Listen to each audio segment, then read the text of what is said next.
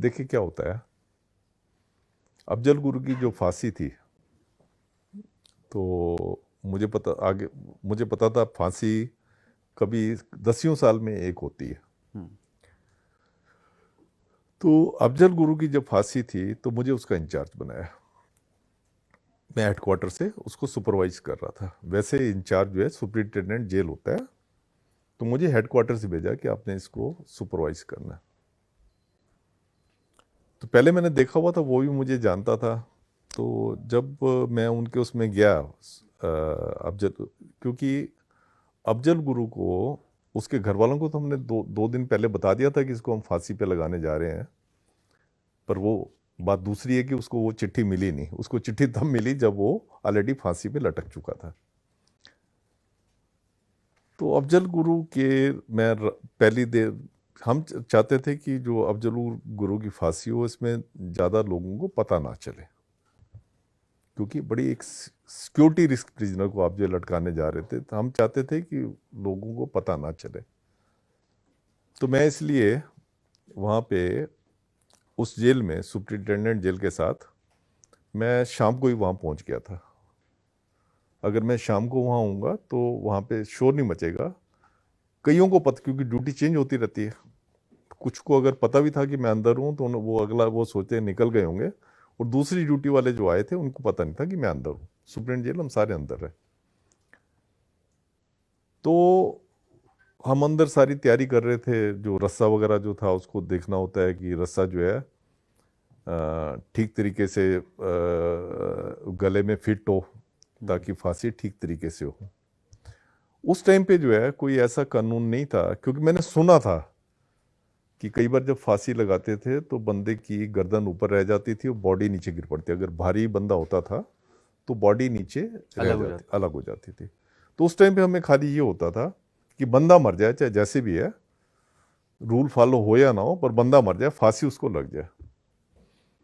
तो अफजल गुरु में मैं क्योंकि लीगल एडवाइजर था, तो मुझे था कि मैंने सब चीज़ जो है रूल्स के हिसाब से करनी है। तो एक दिन पहले जब हम तैयारी कर रहे थे, हम जो भी रस्सा लटकाएं वो रस्सा टूट जाए। हमें क्या करना होता है, जो उसकी जो प्रैक्टिस होती है, जो प्रिजनर का वेट होता है उसे डबल वेट का बोरे में डाल के उसको रस्से से लटका के फिर उसको झटके से ही का उसका एश्योर हो जाए। इसमें बक्सर, इसके ज़्यादातर जो वो ये आते हैं बक्सर से आते हैं। बक्सर में इसका रस्सा बनता है, क्योंकि बक्सर में क्या है कि वहाँ एक गंगा के किनारे पे वो, जी जी। उसमें क्या होता है, ह्यूमिडिटी वगैरह होती है। तो उसकी जो रस्सा जो होता है उसके रेशे वगैरह जो बड़े पक्के होते हैं, इसलिए बक्सर जेल में बनता है। वहाँ से रस्से आए हुए थे, तो हमने 4 रस्से बारी बारी करके करे, वो सारे रस्से टूट जाए। थोड़ा सा वेट नहीं वो सहन कर पा रहे थे। पहले हमने उसके बराबर का वेट किया, फिर उसे डबल किया, वो रस्से जो है टूटते जा रहे थे। तो मुझे ये लगा, यार मैं सरकार को क्या जवाब दूंगा। मैं सरकार को क्या जवाब दूंगा कि एक मैं फांसी को नहीं कर पाया, एग्जीक्यूट नहीं कर पाया। तो मेरे को तो लगा कि मेरी नौकरी गई। पर भगवान की दया थी कि और रस्से हमने देखे, तो वो रस्से काम कर गए।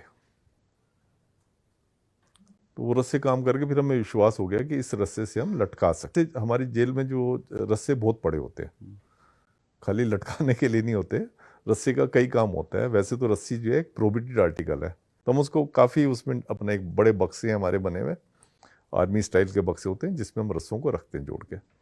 तो रस्से हम करते रहे, तो एक रस्सा मिल गया जिससे वो था। तो फिर हम वो हो गए। मैं बिल्कुल सेटिस्फाई हो गया कि हाँ, इससे जो है लटक सकता है। तो और हमें, आप देखें, हमें कोई जल्लाद नहीं मिल रहा था। नहीं तो जल्लाद का होना जरूरी होता है। अब तो जो जल्लाद का होना जरूरी कर दिया है। पर वैसे मैं बताऊं आपको, जल्लाद की कोई जरूरत नहीं होती है। अगर आप लोगों को कह दो ना फांसी दे दो, तो आप भी दे सकते हो।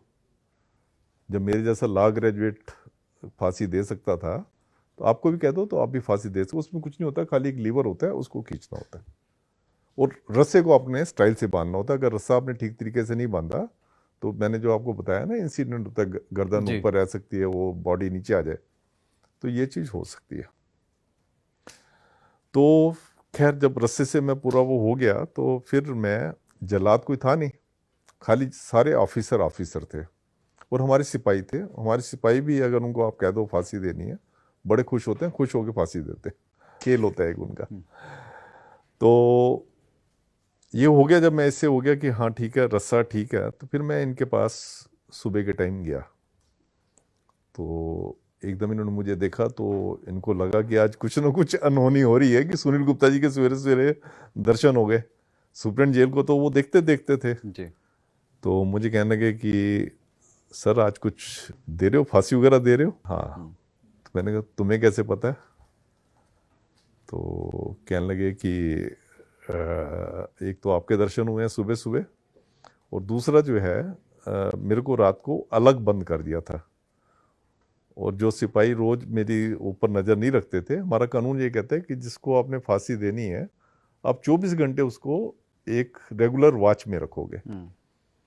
सिपाही देख रहे हैं, सीसीटीवी देख रहे हैं, सब कुछ है।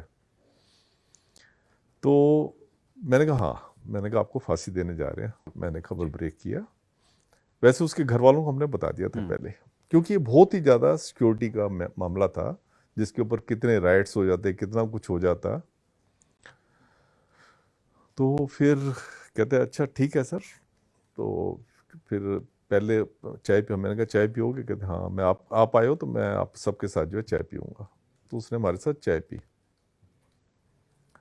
तो फिर चाय पी के फिर कहने का सर मैं आपको ये बता दूं कि मैं टेररिस्ट नहीं हूँ। अगर मैं टेररिस्ट होता, जो आप लोगों ने मुझे वो टेररिस्ट इतना बड़ा बनाया है, अगर मैं टेररिस्ट होता ना, मैं अपने बच्चे को डॉक्टर ना बनाता। उसका बच्चा एमबीबीएस कर रहा था। कहते मैं अपने बच्चे को कोई लफंगा वो या उसको भी आतंकवादी बनाता। अगर मैं टेररिस्ट नहीं हूँ, जो मैं उसने बताया, मैं वो वाली बात कर रहा हूँ।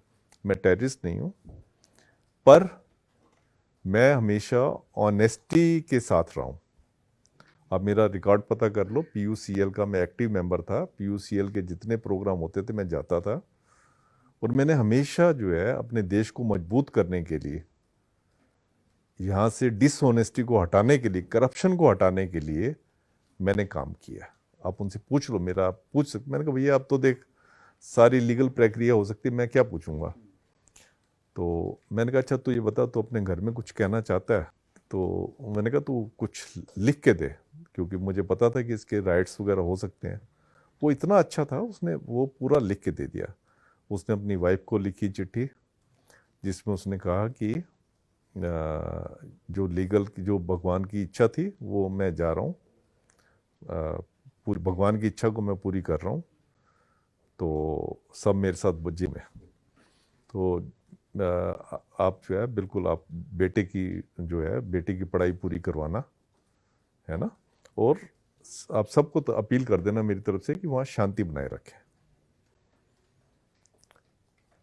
तो ठीक है, उसने लिख दी। फिर उसके बाद कहने लगा कि मेरे को आपकी आंखों में ना बहुत कंपैशन नज़र आ रहा है। तो मैंने कहा अच्छी बात है, कंपैशन नज़र आ रहा है। तो कहता नहीं, मैं ना ये चाहूँगा कि जब मुझे फांसी पे चढ़ाया जाए, आप इसको कह सकते हो आखिरी इच्छा या जो भी है, तो मैं आपकी आंखों में देखता रहूं। तो मैंने कहा यार जब तुम्हें फांसी पे चढ़ाया जाएगा, चलो ठीक है, जब तक आप चल के जा रहे हो फांसी के फंदे तक, तब तक तो ठीक है। उसके बाद तो आपके ऊपर काला कपड़ा डाल दिया जाता है, और काला कपड़ा डालने के बाद जो है फांसी आपको दे दी जाएगी। तो आप मेरी आंखों में कैसे देखो? कहते नहीं, मैं जब तक चलूंगा मैं आपकी आंखों में देखता जाऊंगा। मैंने कहा ठीक है, चल तेरी बात मान ली। ये वो मेरे को पावर थी। मैंने कहा ठीक है, तू मेरे को देखता जाइयो। उसके बाद कहता है कि मैं ना आपको सुनील जी एक गाना सुनाना चाहता हूँ। जो मुझे फांसी मिल रही है वो इसलिए मिल रही है कि मैं हमेशा लोगों का भला चाहता था, तो उनकी बात पे विश्वास करना चाहते। फिर उसने ना एक गाना गाना शुरू कर दिया। एक संजीव कुमार की पिक्चर थी बादल, वो भी ऐसे कैदियों के ऊपर थी। उसमें फांसी लगाने के लिए ले जा रहे होते हैं किसी को, देशभक्त को। तो उसमें गाना था, अपने लिए जिए तो क्या जिए, खुशी ये दिल जमाने के लिए। मतलब अपने लिए जीना क्या जीना है, आपने अगर जीना है तो जमाने के लिए जियो। और वो पूरा ट्यून में जैसे डांस करते हैं ना, वो गाना बोलता जाए और अपना, तो फिर हमें भी अच्छा लगा, तो हमने भी जो है वो उसके साथ गाना बोलना शुरू कर दिया। मैं, सुपरिटेंडेंट जेल, हम सारे उसके साथ वो अपने लिए ये गाना, उसने पूरा गाना बोला। तो ये मैंने, जैसे आपने बताया 8 फांसियां मैंने देखी हैं।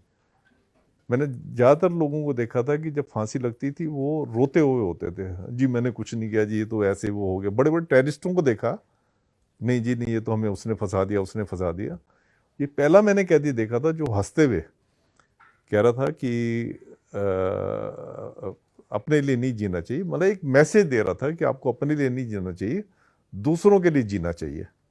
और गाना उसने पूरा गाया और हमने उसके साथ गाया, ये सारी सीसीटीवी में रिकॉर्डेड है। तो उसके बाद उसको हम लेके गए फांसी के फंदे पे, जो हमारे सिपाही वगैरह हैं वो लेके गए, मैं साइड पे खड़ा था, एक जज साहब आए हुए थे वो भी साइड पे खड़े हुए थे, सुप्रीम जेल साहब भी साथ खड़े थे। तो ये जब इसको उस पे लेके गए तो ये मेरी आंखों को की तरफ देखता हुआ गया, और वहाँ जाके इसने जब इसको फांसी का, जब इसका हो गया, हमारा रूल्स ये कहते हैं कि आप उसको लटकाओगे और 2 घंटे के बाद जो है डॉक्टर चेक करेगा कि लाइफ एक्सटिंक्ट हुई है कि नहीं हुई। जनरली 2 घंटे में क्या, लाइफ तो तभी एक्सटिंक्ट हो जाती है जैसे ही उसको जोर से फंदा, जी। जैसे आप झटके से आदमी को नीचे गिरता है जो फांसी लगती है, तो जैसे ही झटके से नीचे गिरता है तो तभी वो नूज इतनी स्ट्रांग हो जाती है गले में, वो बंदा तभी चला जाता है, हड्डी एकदम ये टूटती है ये वाली, और बंदा तभी चला जाता है। पर कुछ मैंने केस उसमें लिखे थे कि मैंने कई उनको देखा कि जिनका नहीं टूटा, रंगाबिला के केस में नहीं।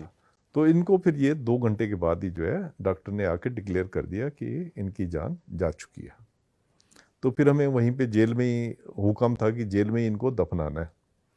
जो भी सिक्योरिटी रिस्क प्रिजनर होते हैं, जैसे सतवंत सिंह किहर सिंह थे, मोहम्मद मकबूल भट्ट जो इनका गुरु था जी। उसको भी वहीं पे लटकाया, तो उसको भी वहीं पे दफनाया था, जहाँ फांसी घर है हमारा वहीं पे दफनाया था, तो इनको भी उसके साथ ही दफनाया। तो उसके बाद क्या हुआ कि जो मैं जब घर गया, तो घर में गया, मेरे घर वालों, मैंने अपने घर वालों को बिल्कुल नहीं बताया कि मैं ये वाला काम कर रहा हूँ। तो उनको था कि शायद कई बार ऐसे हो जाता था कि मैं कई कई रातें जो जेल में बितानी पड़ती थी, तो उन्होंने सोचा ऐसे कोई अर्जेंट काम होगा। फिर मैं जब गया वहाँ पे घर पे, मुझे उसकी बात रह रह के याद आ रही थी कि आपकी आंखों में मुझे बड़ा कंपैशन नजर आ रहा है। तो मुझे कई लोग कहते थे, पर एक बंदा जब आखिरी उसमें वो बना, चमचागिरी तो करेगा नहीं। तो फिर अब जिस, मतलब देखो जेलर भी एक इंसान होता है जिससे वो कुछ मिनट पहले बात कर रहा है और वो कुछ मिनट के बाद वो जो है आपके सामने नहीं है, तो मेरा दिल जो है ना बड़ा भरा हुआ था। तो जैसे ही मैं घर पे गया तो मेरी बेटी थी, मेरी वाइफ थी, हम गले लग के बड़ी देर तक रोते रहे।